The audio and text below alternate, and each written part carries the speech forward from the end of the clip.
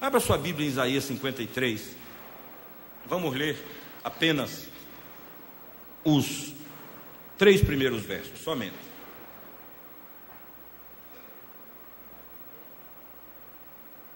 Obrigado. Amém. Isaías 53, do verso 1 em diante, diz assim: quem creu em nossa pregação, e a quem foi revelado o braço do Senhor? Porque foi subindo como renovo perante ele, e como raiz de uma terra seca. Não tinha aparência nem formosura. Olhámo-lo, mas nenhuma beleza havia que nos agradasse. Era desprezado e o mais rejeitado entre os homens, homem de dores e que sabe o que é padecer. E como um de quem os homens escondem o rosto, era desprezado e dele não fizemos caso. Amém.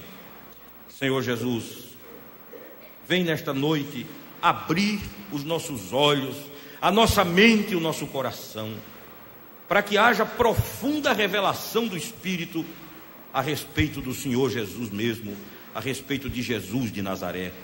Nós queremos nessa noite levantá-lo nessa reunião, nós queremos nessa noite erguê-lo nessa reunião, nós queremos nessa noite glorificá-lo nessa reunião.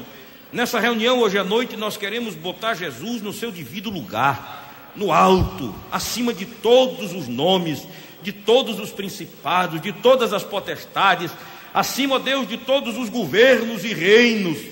Nós queremos nessa noite que o Espírito Santo, que segundo a palavra veio para glorificar a Jesus, exalte o nome de Jesus, de tal forma, Senhor, que a gente saia daqui embriagado, sabendo quem Ele é, sabendo a quem servimos, sabendo com quem andamos, sabendo qual foi o Senhor que morreu por nós. Nós não estamos aqui para nos glorificarmos uns aos outros, nós estamos aqui, Jesus, para glorificar o Teu nome, para dizer que em todo este universo, na infinitude do cosmos, não há outra pessoa sequer parecida contigo. Tu és único, Tu és grande, Tu és inimitável, Tu és irrepetível, não há nada que se aproxime de Ti, Jesus. Por isso revela-te a nós nessa noite. Senhor, Senhor, se nessa noite Tu te revelares um pouco, ainda que uma nesga, certamente nós iremos ter graça e paz sobre a nossa vida. Faz isso para a glória do Teu nome, em nome de Jesus. Amém. Amados irmãos, os profetas do Velho Testamento tinham as suas lunetas proféticas, desculpe a expressão, voltadas para o futuro, voltadas para uma cidade específica, voltadas para a cidade de Belém. Ali é que haveria de nascer aquele que iria redimir Israel, aquele que iria governar. Isaías capítulo 9 diz: porque um menino se nos nasceu e um filho se nos deu, e um governo, diz Isaías, está sobre os seus ombros, e o seu nome será maravilhoso, conselheiro, Deus forte, Pai da eternidade e príncipe da paz. E nenhum profeta, nem Jeremias, nem Ezequiel, nem Daniel, nem profetas como Amós, como Ageu, como Sofonias, como Malaquias, como Zacarias, nenhum desses homens, nem os profetas do passado, como Eli, como Eliseu, nenhum deles teve a visão tão bem centrada e enfocada sobre a pessoa de Jesus como Isaías teve. Isaías é conhecido como profeta messiânico. A paixão de sua vida, o desejo da sua alma é ver o dia do nascimento do Senhor Jesus.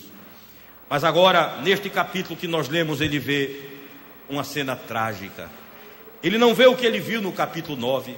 Agora no capítulo 53, Isaías contempla um Messias abatido, desfigurado, absolutamente ferido, chagado. Ele contempla um Messias que traz para si um quê de tristeza. Se vocês lerem o capítulo 52, os últimos versos, vocês vão descobrir que o texto diz que a aparência de Jesus era sub-humana, estava para baixo de qualquer aparência humana.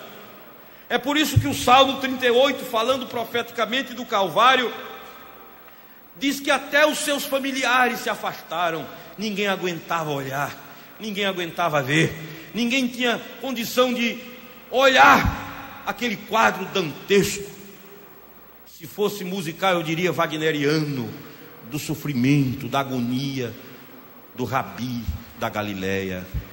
Isaías começa de forma lacônica, patética, a descrever o quadro que profeticamente ele vê, a descrever o quadro que se lhe vem aos olhos por uma revelação de Deus cerca de 750 ou 800 anos antes que isso acontecesse.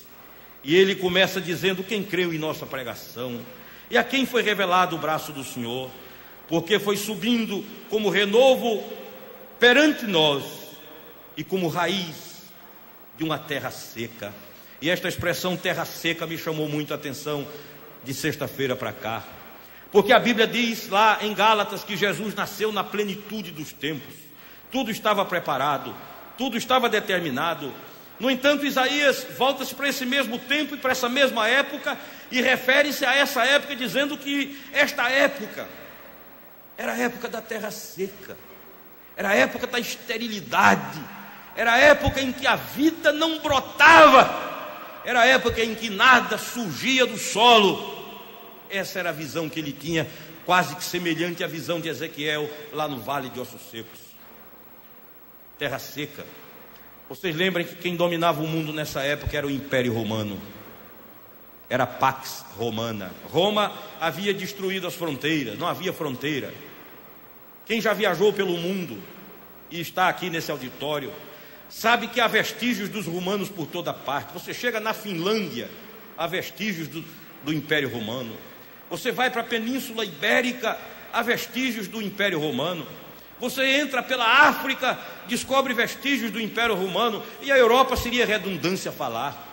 Eles foram a todas as partes e só não foram às terras que ainda não tinham sido descobertas. Implantaram a lei pela força da arma, na ponta da espada, acabaram com as fronteiras, tiraram-se as cancelas e as pessoas transitavam de um lado para o outro, e havia o que se chamava Pax, a paz romana, governadores, cônsules, procônsules. Ali estavam os promotores, os pretores, estabelecendo toda a estrutura de um império admirável.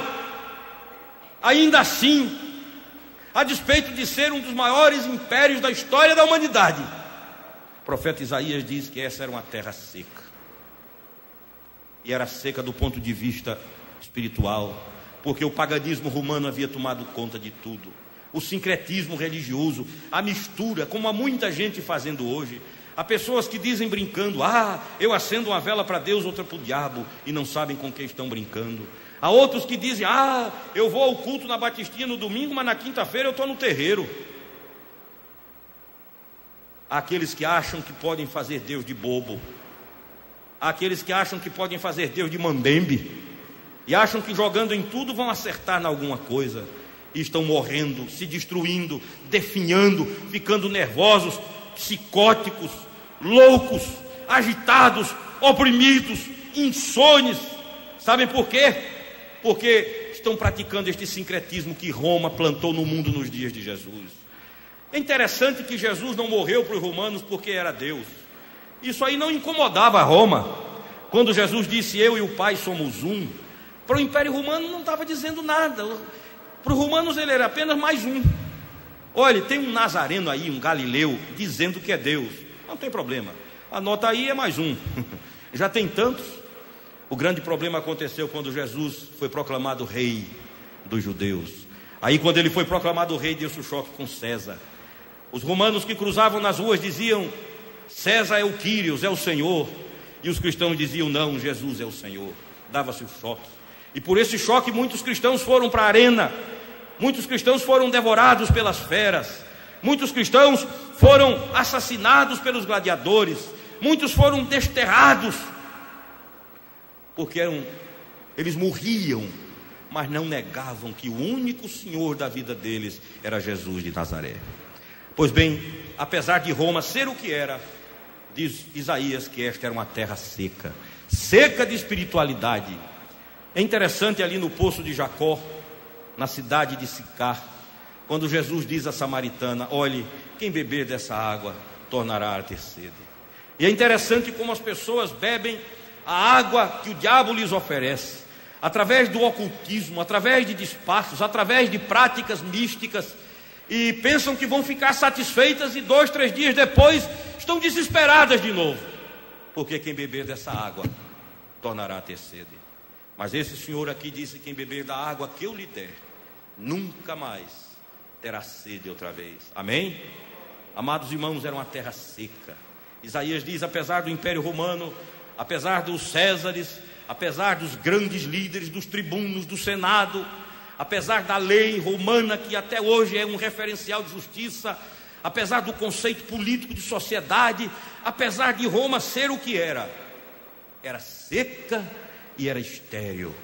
Tinha beleza, mas não tinha fertilidade. Havia 2 mulheres no Velho Testamento, Raquel e Lia. Até dizem que Jacó era analfabeto, porque amava Raquel e não lia, né? E havia um problema entre elas, porque Raquel era linda. Diz a Bíblia que Raquel era a moça mais bonita de sua época. Se ela fosse para um concurso da Elite Models, da Ford Models, certamente ela iria abafar. Linda. A palavra da Bíblia é esta: não havia sobre o planeta Terra uma mulher tão linda quanto Raquel. Entretanto, era bonita, mas era estéril. Do outro lado estava Lia. Ali Jacó tinha que ter muito amor para dizer que ela era bonitinha. Diz a Bíblia que ela tinha uma conjuntivite crônica. Será que era isso? Martin Lloyd Jones é que gosta de reduzir as doenças oftalmológicas da Bíblia a conjuntivite crônica. E ela tinha problema nos olhos. Ela era doente, não era muito bonita. A Bíblia diz que Lia não tinha beleza, aparência, formosura, mas tinha um ventre fértil. Enquanto a outra era rica em beleza, Lia era rica em fertilidade. Enquanto a outra podia apenas dar a aparência, a imagem, Lia ia dando filhos, e filhos, e filhos, e filhos, até que chegou um dia que Raquel disse: dá-me filhos ou morrerei. E Jacó disse: o que é que eu tenho a ver com isso? Dá-me filhos ou morrerei. E Deus a contemplou, e veio Benoni, por ela chamado, depois teve o nome mudado para Benjamim. Olha, amados irmãos, a terra seca, seca como a beleza estéril de Raquel, era a terra que Isaías via. Tudo muito bonito, o Império Romano dominando tudo, mas seco. Por outro lado, outro império dominava a terra, era o Império Grego. Cultura, sabedoria, erudição. Eu às vezes gostaria de ser como aquele grilo falante da fábula e ter andado ali pelo Areópago, sabe? E me metido na gola de um filósofo daquele, para ouvir as discussões de botequim. Já viu discussão de botequim? O indivíduo senta no botequim, vai tomar chopp, e ali ele resolve o problema do país. Ele sai dali, não tem mais inflação, não tem mais... está tudo resolvido. O botequim tem essa qualidade de resolver tudo. Se resolve tudo entre um trago e outro. Me parece que o Areópago era um negócio meio assim. E Paulo chega e entra no panteão e vê aquelas divindades todas. Deus para todo gosto e para todo sabor. Tinha toda a qualidade de divindade ali. Aí Paulo chega no altar onde está escrito: ao Deus desconhecido. Paulo disse: é esse. É esse. Que altar era esse? Esse era o altar que sublimava os deuses que não tinham altares. Porque o greguinho agricultor chegava lá do interior de Corinto, procurava o sacerdote e dizia assim: olha, eu andei aqui o panteão todo, vi divindade de todo jeito, mas o Deus que eu adoro não tem altar aí. Cadê o altar do meu Deus? E eu mando dinheiro para o panteão. Aí o sacerdote sabido dizia: vem cá. Levava lá no altar ao Deus desconhecido e dizia: pronto, este é o altar do seu Deus. O altar ao Deus desconhecido era o altar dos deuses que não tinham altar.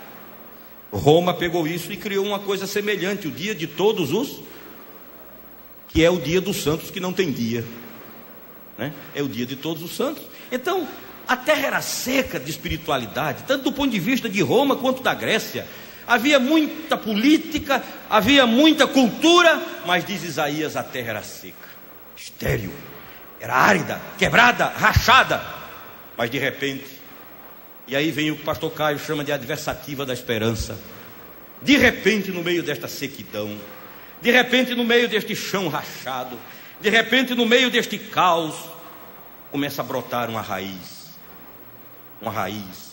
Ele diz: alguma coisa vem aparecendo ali, onde não havia esperança, onde não havia verde, onde não há água.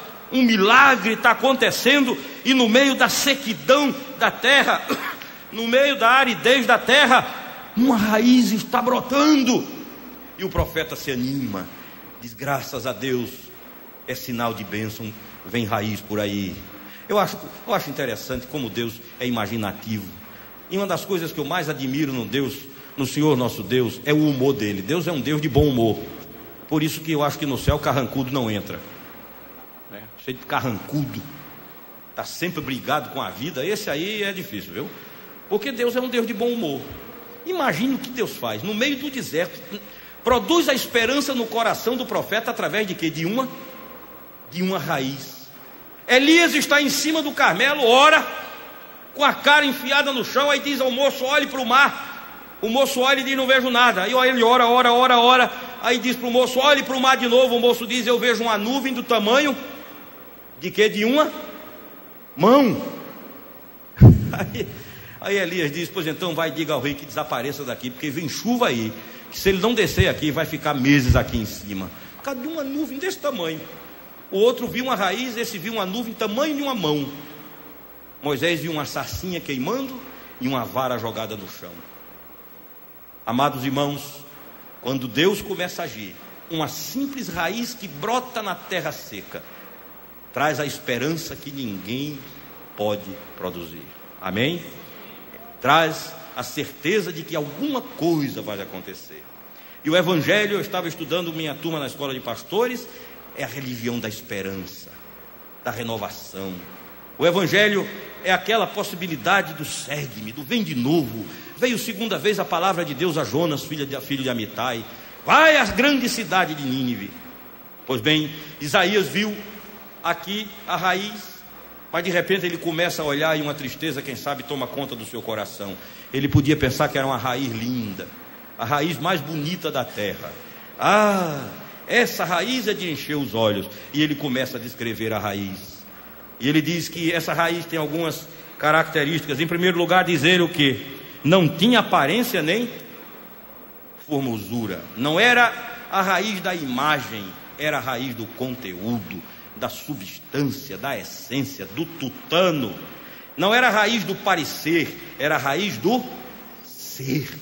Era a raiz que era o próprio Jesus. Não tinha beleza, para marketing não servia. Se fosse para usar a imagem dele para vender Coca-Cola, possivelmente não venderia nenhuma, porque a Bíblia diz que não havia nele beleza nem formosura, não havia nele nenhuma aparência, diz a palavra de Deus. E ele diz: olhámo-lo, mas nenhuma beleza havia que nos agradasse. E agora começa a dizer: era desprezado e o mais rejeitado entre os homens, feio. Você sabe por que isso aconteceu? Isso aconteceu pelo seguinte, preste atenção, você que está aqui hoje, que ainda não aceitou Jesus como Salvador. Lá no Velho Testamento, no livro de Levítico, quando alguém pecava, Alexandre pecou, então eu ia ao sacerdote, e o sacerdote então me ouvia. Ele pegava um animal, um bode, né? O bodinho, botava a mão na cabeça do bode, e botava a mão aonde?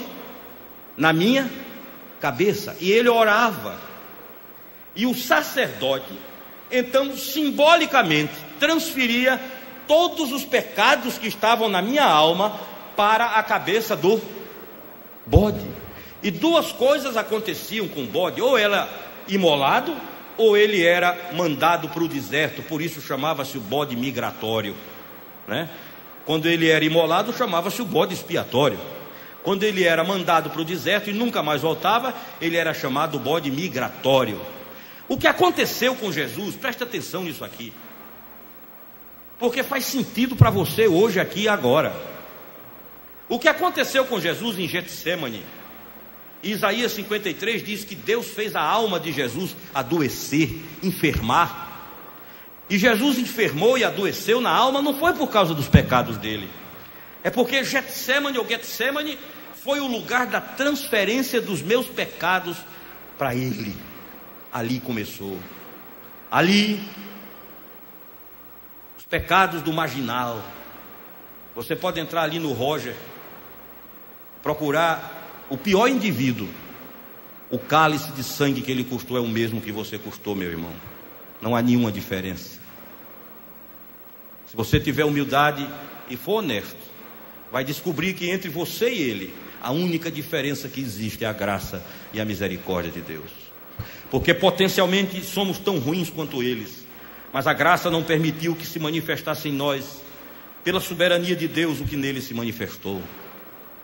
Então, todos os pecados dos marginais, dos ladrões, dos bandidos, dos déspotas, dos assassinos, dos tiranos, dos impuros, dos mentirosos, tudo isso foi transferido para a alma de Jesus. E a Bíblia diz que ele entrou em pânico. A palavra é pavor, está lá em Mateus, pavor. Ele sentiu pavor. A natureza pura, a mente limpa, a alma santa, recebendo a descarga de toda a minha desgraça, das minhas mentiras, dos meus adultérios, dos meus pecados, dos meus roubos, dos meus fracassos, da minha história de derrota e desgraça. Tudo veio sobre ele em Getsemane. E ele teve pavor, diz a Bíblia, sua alma enfermou. Diz a palavra de Deus que ali em Getsemane ele solidarizou-se com a raça humana caída e destruída. E dali, agora com todos os nossos pecados, os meus e os seus, todos os pecados, os que cometemos, os que estamos cometendo e os que iremos cometer, ele sai de Getsemane, sua sangue, chora, 3 vezes procura o Pai em oração, e finalmente vai para se entregar por nós. Mas não vai só, junto com ele vai Alexandre Ximenes. Todos vocês que aqui estão. Vai o religioso que pensa que não peca, vai o fariseu que se acha correto. Todos foram com ele ali, ele não foi só. Esta era a procissão dos desgraçados, o séquito dos desesperados, a romaria dos condenados.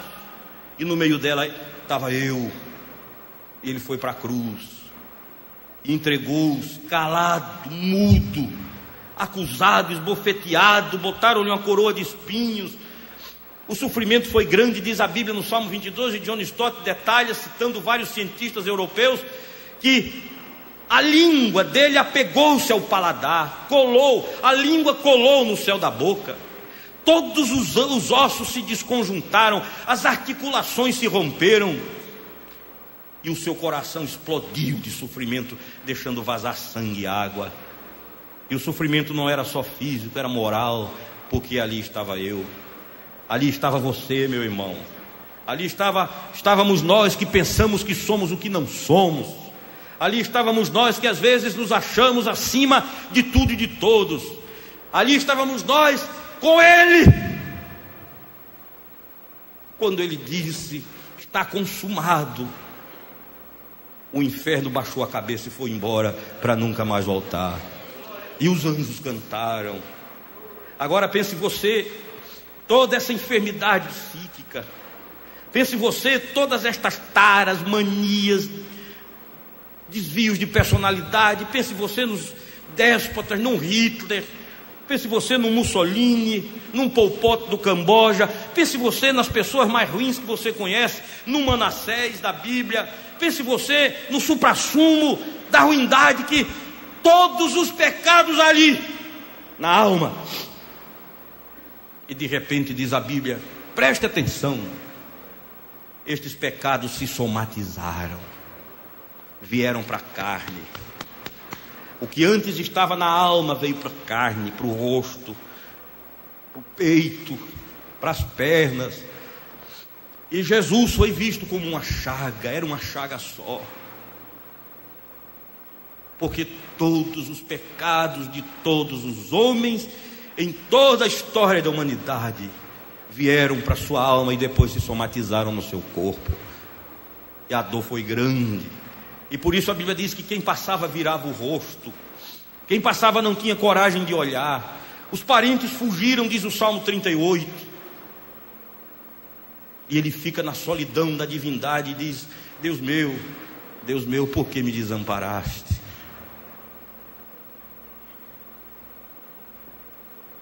Mas esse texto diz assim: pelas suas pisaduras fomos sarados, e o castigo que nos traz a paz estava sobre ele. Glória a Jesus. Dê glória a Jesus, meu irmão. Glorifique a Jesus. Não tenha vergonha, não tenha medo. Abra a boca. Seu pecado queria colocar você no inferno. O pecado queria levá-lo direto para o inferno. Ficou pregado na cruz. E Paulo, escrevendo em Colossenses capítulo 2, ele diz assim: porque a dívida que estava escrita contra nós foi cravada no madeiro do Calvário. E a coisa mais linda é lá em Colossenses 2, quando Paulo diz que ele, Jesus, expôs os principados e potestades publicamente ao desprezo. O texto original é a ideia de alguém que pega um cachorro aqui pela nuca e balança assim. Jesus pegou Lúcifer e sacudiu e disse: você está derrotado. Por isso, quando ele diz que não tem jeito para você, lembre-se que ele é o pai da mentira. Por isso, quando ele diz que não tem esperança para a sua vida, lembre-se que ele é o pai da mentira. Por isso, quando ele quer lhe empurrar para o suicídio como única saída, lembre-se que ele é o pai da mentira. Por isso, quando ele diz: você fez tanto, você já errou tanto que não tem mais jeito, lembre-se, ele é o pai da mentira. Seu pecado, querido, tornou-se chaga purulenta. Não foi somente ferida. Eu quero que você entenda isso com os sentidos. Não foi somente uma ferida, mas foi ferida mal cheirosa. Me desculpe a expressão baixa, bem regional, fedorenta. Fedeu, o Calvário fedeu. Fedeu com o mau cheiro do meu pecado e do seu pecado. O que é que eu quero dizer agora para encerrar?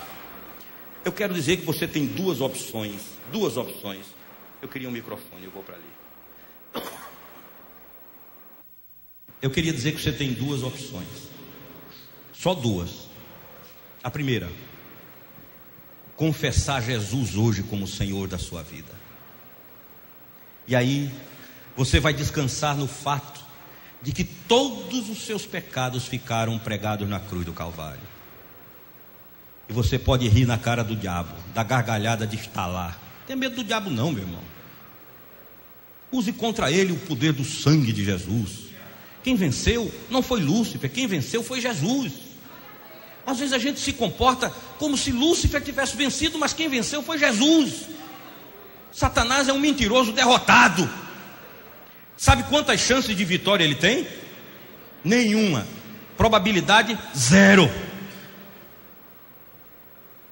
Tem um rapaz lá em Porto Alegre, Pierre, que é uma figura, dessas figuras impagáveis. E Pierre é muito crente.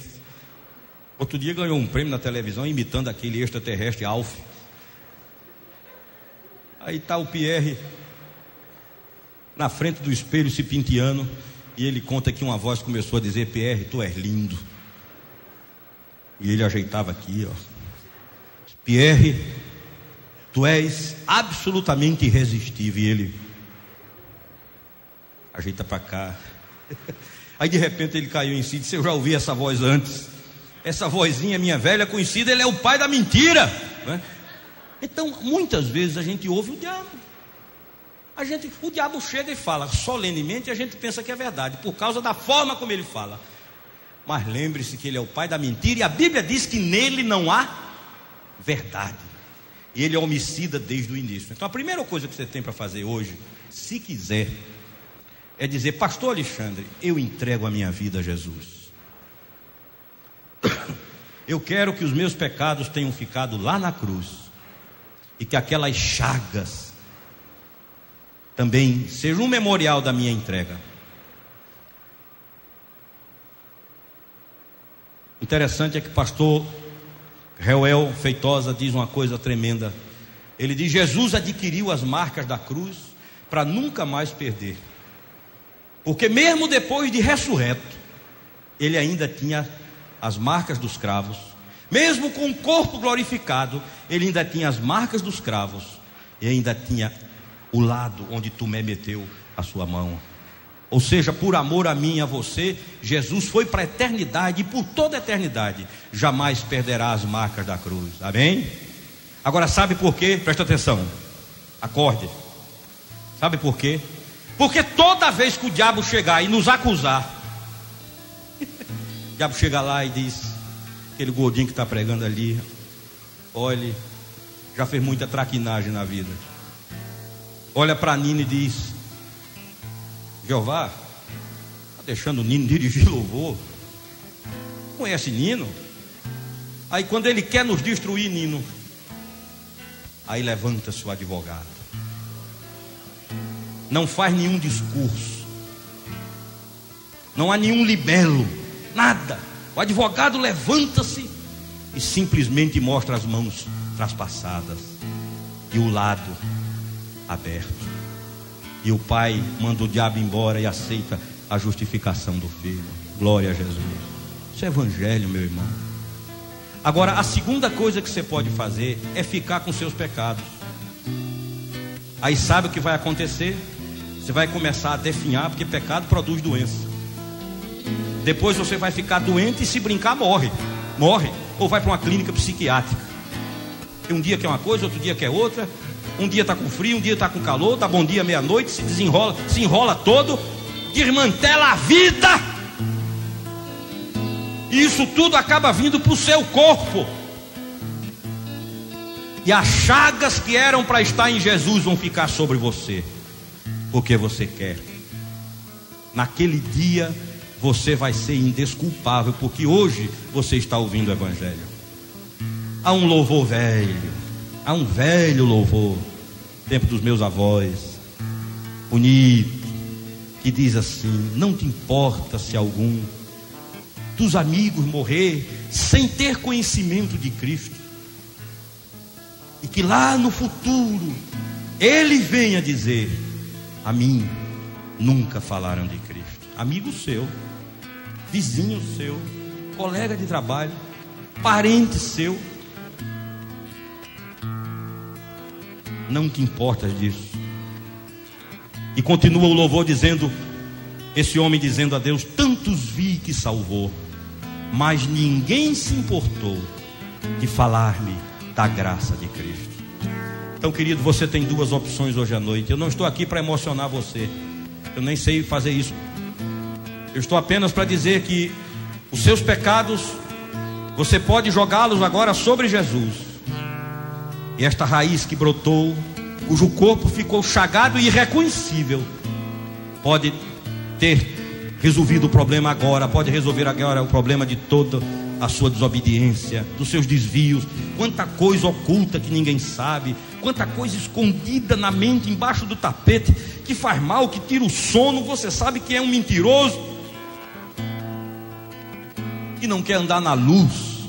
Bota na luz, irmão e amigo. Ou você pode hoje à noite dizer: não, pastor, eu prefiro continuar na vida que vou. E eu tenho certeza que mais cedo ou mais tarde vamos receber a notícia de coisas muito sérias na sua vida. É agouro? Não, eu não sou agoureiro.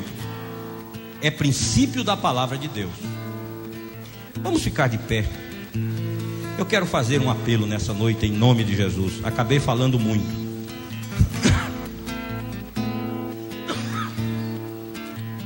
Eu quero fazer um apelo enquanto os amados irmãos louvam aqui.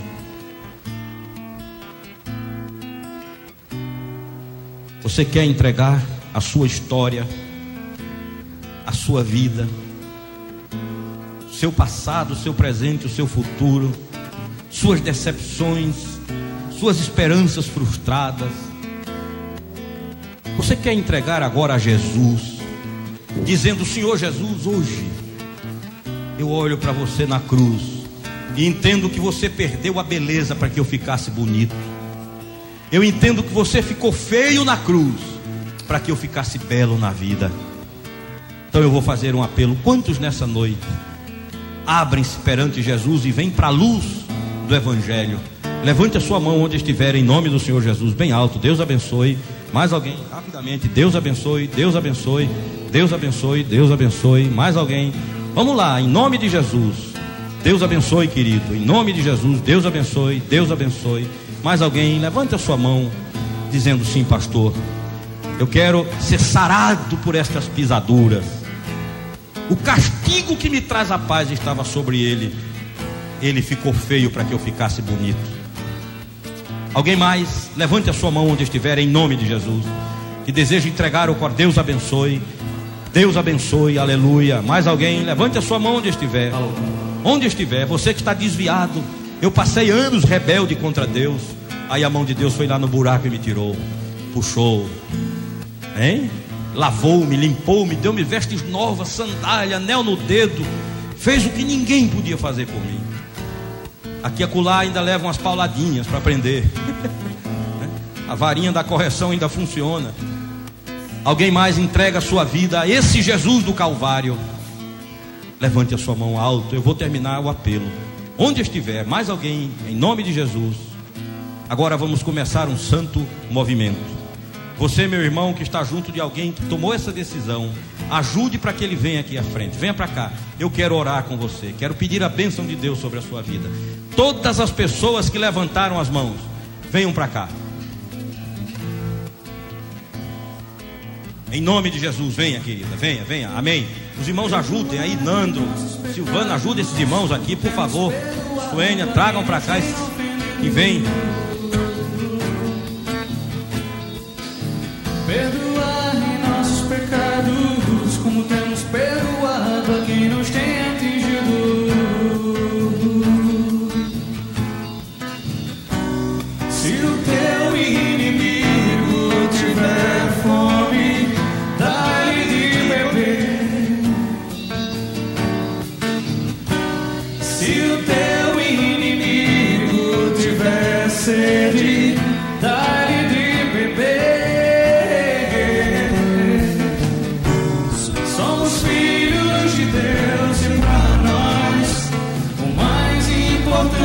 É o amor. Somos filhos de Deus e pra nós o mais importante é o amor.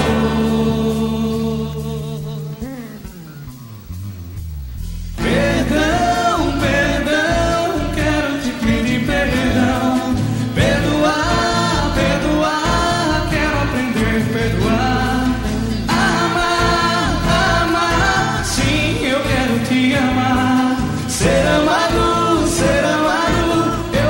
Ser amado.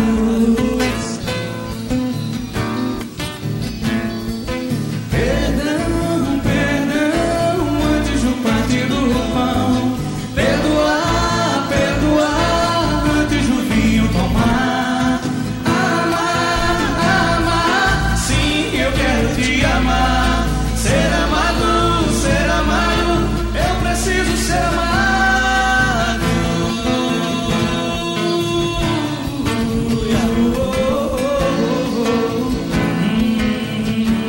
Aleluia. Meus irmãos, jamais alguém disse isso que só Jesus disse e que só Jesus diz. Só Ele.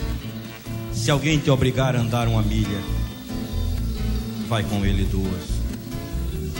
Se o teu inimigo tiver fome, dá-lhe de beber, dá-lhe de comer.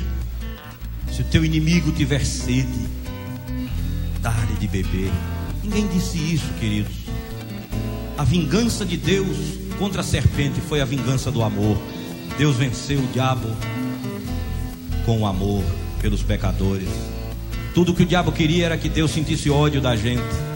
E Deus nos amou de tal maneira que deu o seu único filho, para que todo aquele que nele crê não pereça, mas tenha vida eterna. Só Jesus diz isso. Só Ele Pega na mão do cansado, do falido, do desventurado e diz: vamos. Isaías 42 diz: ele não esmagará a cana quebrada, nem apagará a tossida que fumega. Você que está aqui na frente de joelhos, viva nesta esperança, porque este é o Jesus da Bíblia. Amém? Vamos orar. Pai, é bom estar na tua presença, e é bom ver o Espírito do Senhor falando aos corações, fazendo aquelas coisas que a gente não sabe nem pode fazer. E ó Deus, e quantas vezes nos metemos a fazer o que só tu sabes e podes, e sai tudo errado. Por isso pedimos que nessa noite o Espírito Santo tenha falado a cada coração aqui presente, Senhor, que a imagem de Jesus desfigurado na cruz abra os nossos olhos e nos faça pessoas, homens e mulheres, mais achegados a Ele e à fé. Te louvamos por tudo e por estas vidas que vieram aqui, em nome de Jesus. Amém. Toda a igreja diga amém. Aleluia.